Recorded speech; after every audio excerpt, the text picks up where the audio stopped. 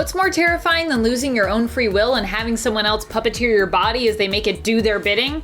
No, seriously, what's more terrifying than that? I know I can't think of anything.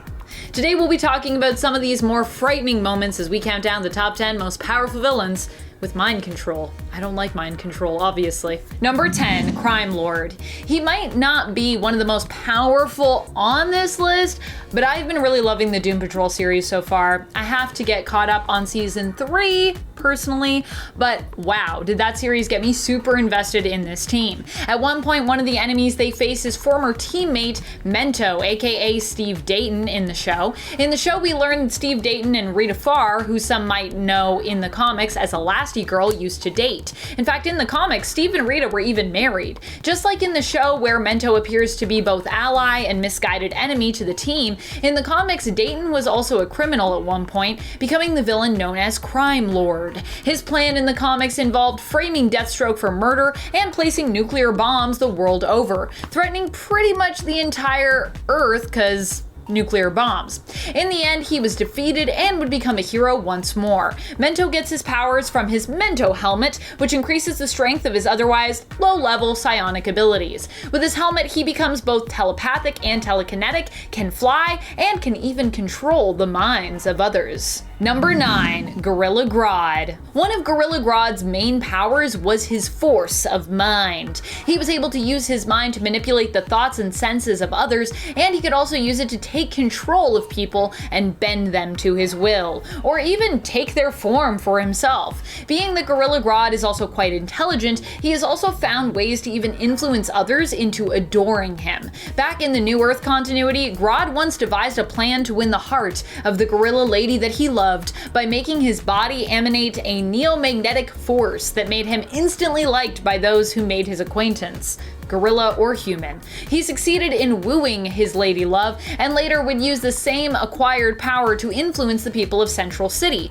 almost becoming governor and plotting to use his influence to become the president of the United States thereafter, if he succeeded. Of course, Flash ended up figuring out what was going on and foiled Grodd's plans before they could bear fruit. So no President Grodd for us. Sad.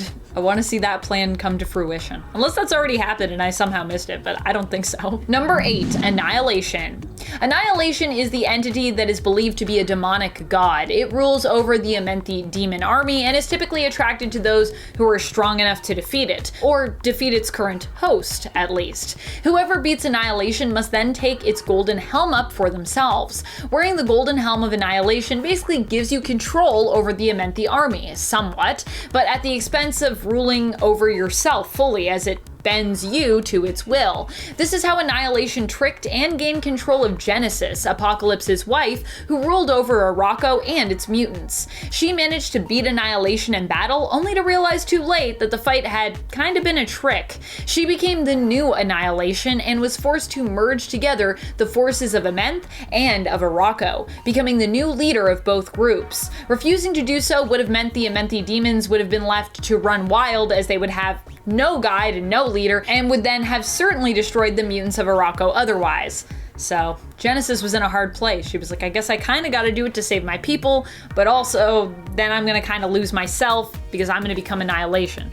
Dang. Number 7, Brother Blood. Brother Blood is a pretty terrifying villain, to be honest. His mind control comes from accessing his victim's blood, and through getting their blood, there is a whole slew of powers he can exert over you. Brother Blood in the current continuity can use the blood of his enemies to heal, rip open teleportation portals, and even project energy. Oh, and he also gains the powers of those whose blood he has tasted. And of course, once he has your blood, he can also use it to control you, bending you to his will and making you do his bidding. Not only does that mean you're in danger of losing your own free will if you go up against him, but it also means that you have to deal with all of his servants who have already kind of surrendered and are puppeted by him. He also happens to be a weirdly likable guy, so it's pretty easy for him to attract even willing followers who he can then use much more easily as pawns for his own evil plots. And they're all like, yes, we like the blood, the Church of Blood. Number 6, Purple Man. Although Purple Man sometimes can be seen as having a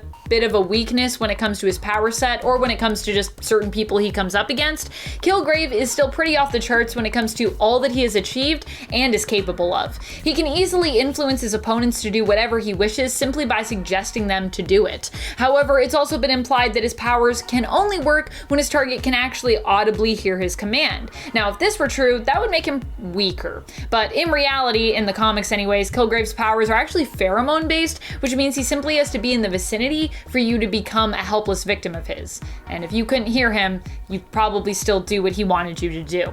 In the Jessica Jones Netflix series, David Tennant played Kilgrave, and that show really showed just how much of a monster and a powerhouse this villain can be. At one point, Dr. Doom even managed to use Kilgrave's power to rule the world. And at another point in time, in another reality, I guess I should say, Purple Man actually does rule the world. And that's what actually comes about creating the 1602 universe, because he tries to get rid of the people that would basically rise up against him, putting them in 1602, and then everything gets wonky there. And Purple Man alone is apparently capable of controlling over 100 people at a time by himself. So yeah, that's a lot. Number 5, Emma Frost. Emma Frost is one of the most powerful mutant telepaths in the Marvel Universe.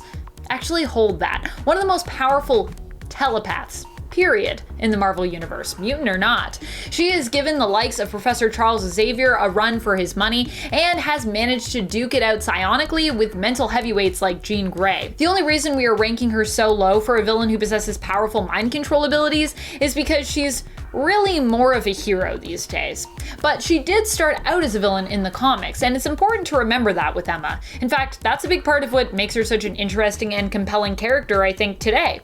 Emma can influence a person's thoughts, manipulate them to do what she wants, and even alter their memories. In her days as a villain, she definitely used her powers to make others do her bidding, even compelling her victims to kill at her behest. Emma as a villain is scary. Emma would be more scary as a villain today, too. I kind of want Emma to be a villain again for a little bit. I just feel like she's a great hero, but she's also a great villain. I don't know. She's just great. The end. Number 4, Xemnu. Xemnu is also known as the Living Hulk and is a being that uses hypnosis powers to take control of others' minds. On more than one occasion, he has attempted to use these powers to conquer Earth and bend the minds of its entire populace to his will. In fact, while he's also attempted this feat in the pages of Immortal Hulk, this was also something he tried in his very first appearance. Back then, he was trying to mind control the human race in order to get them to build him a ship to return him home. Doesn't sound like such an evil plan, until you realize the force of the ship that he'd have the Earth build would actually rip it asunder once it took off and destroy it completely, due to the great force needed for it to launch. Number 3, Maxwell Lord. Maxwell Lord's power set has changed over time, but the fact remains that when it comes to taking control or influencing others in the DC universe, he's pretty much one of the best. He has taken control of the minds of some of the most powerful heroes in DC, such as Superman and Martian Manhunter. And because his powers have fluctuated over his history as a character, so have his power levels, with him at one point being able to extend his telepathic reach to manipulate the minds of billions at a time on Earth. Pretty crazy stuff. In the DCEU in Wonder Woman 1984, Maxwell Lord was a failed businessman who gained the power to grant others wishes, and through that amassed power for himself, besides with said wish granting also being kinda like a monkey's paw that generally came with some kind of catch or negative aspect.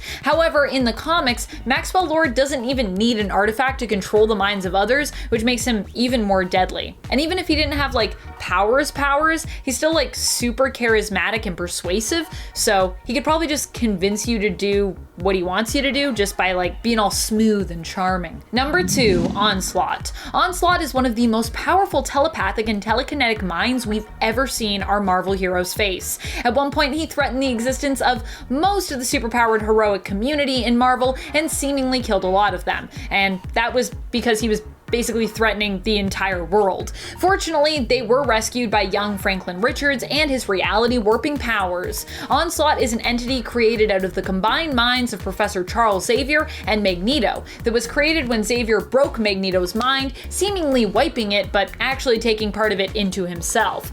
Merging with his own suppressed dark emotions, Onslaught was created. While Onslaught is most powerful in many ways, the entity can also implant ideas in the minds of even the strongest telepaths, encouraging them to do his bidding as he sees fit, though generally he seems to prefer to strong-arm people for the most part when push comes to shove. He has like a lot of like psychic abilities, but I feel like he's also just like telekinetically like, I'll just punch you into outer space. Number 1, Starro the Conqueror. Starro can literally conquer entire worlds and actually has done that before. And on more than one occasion, they have also almost conquered Earth as well. Starro is a giant space starfish who in their first appearance took on the first formation of the Justice League in The Brave and the Bold issue number 28, where they threatened to, you guessed it, conquer the world.